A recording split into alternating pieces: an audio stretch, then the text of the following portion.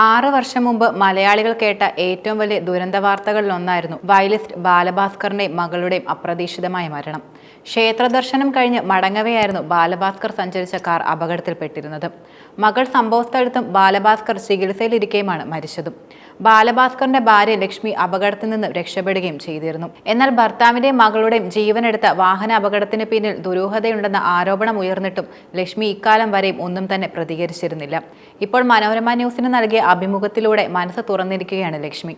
എന്നാൽ ലക്ഷ്മി ആദ്യമായി അഭിമുഖം നൽകുന്നുവെന്നറിഞ്ഞ് കലാഭവൻ സോബിൻ പറഞ്ഞ വാക്കുകളാണ് ഇപ്പോൾ ഏറെ വൈറലാവുന്നത്. ലക്ഷ്മി വാ തുറന്ന് സംസാരിക്കാൻ തയ്യാറായിരുന്നെങ്കിൽ അതിന്റെ മുഴുവൻ ക്രെഡിറ്റും മാധ്യമങ്ങൾക്കും സോഷ്യൽ മീഡിയയ്ക്കുമാണെന്നാണ് സോബിൻ ക്രൈം സ്റ്റോറിക്ക് നൽകിയ അഭിമുഖത്തിൽ പ്രധാനമായി പറയുന്നത്. സംഗീത സംവിധായകൻ സ്റ്റീഫൻ ദേവസിക്കെതിരെയും ഗുരുതരമായ ആരോപണങ്ങൾ പുതിയ അഭിമുഖത്തിൽ സോബിൻ ഉയർത്തിയിരുന്നു. സ്റ്റീഫൻ കാണാൻ കയറും മുമ്പ് ബാലുവിന്റെ ആരോഗ്യം മെച്ചപ്പെടാനുള്ള ലക്ഷണങ്ങൾ കണ്ടിരുന്നുവെന്ന് ഡോക്ടർമാർ പറഞ്ഞതായും സോബി വെളിപ്പെടുത്തുകയുണ്ടായി. ലക്ഷ്മി വാ തുറന്ന് സംസാരിക്കാൻ തയ്യാറായിരുന്നെങ്കിൽ അതിന്റെ മുഴുവൻ ക്രെഡിറ്റും മാധ്യമങ്ങൾക്കും സോഷ്യൽ മീഡിയയ്ക്കുമാണ് യഥാർത്ഥത്തിൽ കിട്ടുന്നത്.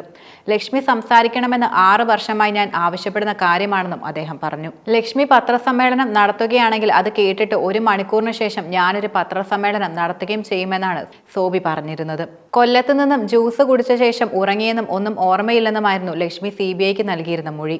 ഇനി അതിനെ ഖണ്ഡിച്ച് ലക്ഷ്മി എന്ത് സംസാരിക്കുമെന്നാണ് പ്രധാനമായും അറിയേണ്ടത്. കേസ് റീഓപ്പൺ ചെയ്യേണ്ടി വരിക തന്നെ ചെയ്യും. ഞാൻ പറഞ്ഞതാണിത്, കാലം തെളിയിക്കുമെന്നും ലക്ഷ്മി സംസാരിക്കട്ടെ എന്നുമാണ് സോബിൻ പറഞ്ഞത്. സ്വർണ്ണക്കടത്തുമായി ബന്ധപ്പെട്ടവരായിരിക്കും ലക്ഷ്മിക്ക് പിറകിലെന്നും അദ്ദേഹം കൂട്ടിച്ചേർത്തു.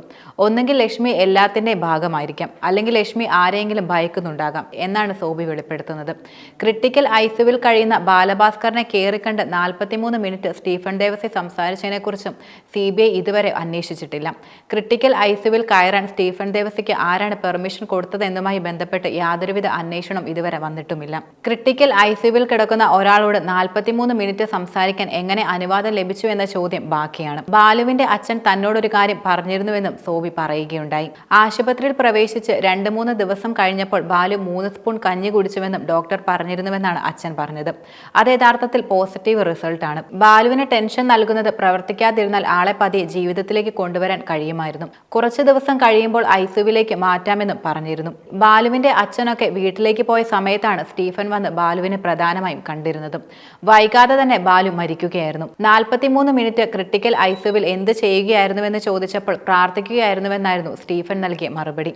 അതിനൊന്നും പറയാൻ മറുപടി ഇല്ലെന്നാണ് പരിഹസിച്ചുകൊണ്ട് സോബി പറഞ്ഞിരുന്നത്. ബാലഭാസ്കറിന്റെ അടുത്ത സുഹൃത്തുക്കളുടെ ലിസ്റ്റിലാണ് സ്റ്റീഫൻ ദേവസ്യം ഉൾപ്പെടുന്നത്. ബാലഭാസ്കറിന്റെ മരണശേഷം സത്യം തെളിയണമെന്ന് നിരന്തരമായി ആവശ്യപ്പെട്ടവരിൽ ഒരാൾ കൂടിയാണ് കലാഭവൻ സോബി.